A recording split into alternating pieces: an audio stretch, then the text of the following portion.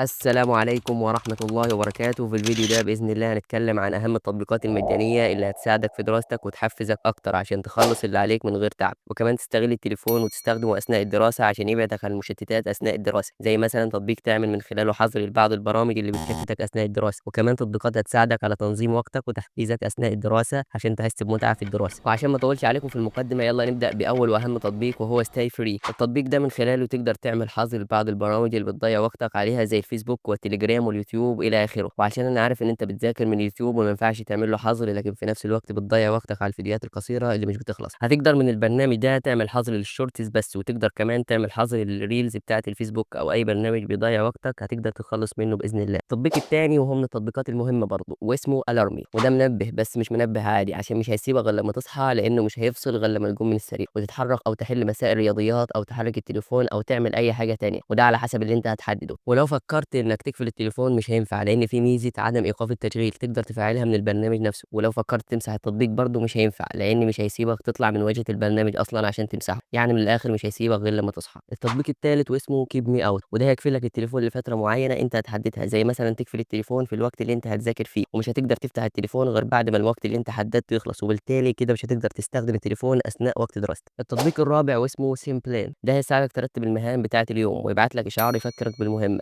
تقدر من خلاله تكتب مهام اليوم وبعد ما تخلصها تعلم عليها، وده يشجعك انك تكمل باقي مهام اليوم اللي عليك. يعني هو تطبيق تو دو ليست، يعني مهم، ما ينفعش نبدا يومنا واحنا مش عارفين هنعمل ايه، فلازم نكتب المهام بتاعه اليوم. التطبيق الخامس وهو فورست، ده تطبيق ماشي بتقنيه المومودورو، بتحدد فيه 25 او 50 دقيقه من التطبيق، وكل جلسه مذاكره تخلصها بيزرع لك شجره في الغابه، لان التطبيق من اسمه كده يعني غابه، كل جلسه هتزرع فيها شجره، وده هيشجعك تخلص الجلسه وتذاكر كمان عشان تزرع شجره تاني بشكل مختلف. والحاجه الافضل من التطبيق انك لو طلعت من التطبيق او طلعت من الجلسه الشجره دي هتموت وتبوظ شكل الغابه. انا عارف ان الموضوع يبان تافه شويه، لكن بجد هتفرق معاك. التطبيق السادس شبه اللي فات لكن ابسط منه، اسمه بومودورو، وده برضه بتحدد منه فتره معينه لكل جلسه مذاكره وبعدها تاخد بريك، والفرق بينه وبين اللي فات انه ابسط واسهل في الاستخدام. التطبيق السابع وهو القاموس الذهبي، ده مترجم عشان لو انت بتحل انجليزي وفي كلمه انت مش عارف معناها تقدر تترجمها وتسمع نطقها من التطبيق، والتطبيق مجاني وبدون نت. عموما كل التطبيقات اللي انا ذكرتها بدون نت. وبس كده، دي كانت التطبيقات اللي انا بستخدمها واستفدت منها، واتمنى تستفيدوا منها ومن الفيديو عموما. وكده نكون وصلنا لنهايه الفيديو، اتمنى اكون قدرت افيدكم بالفيديو ده، والسلام عليكم ورحمه الله وبركاته.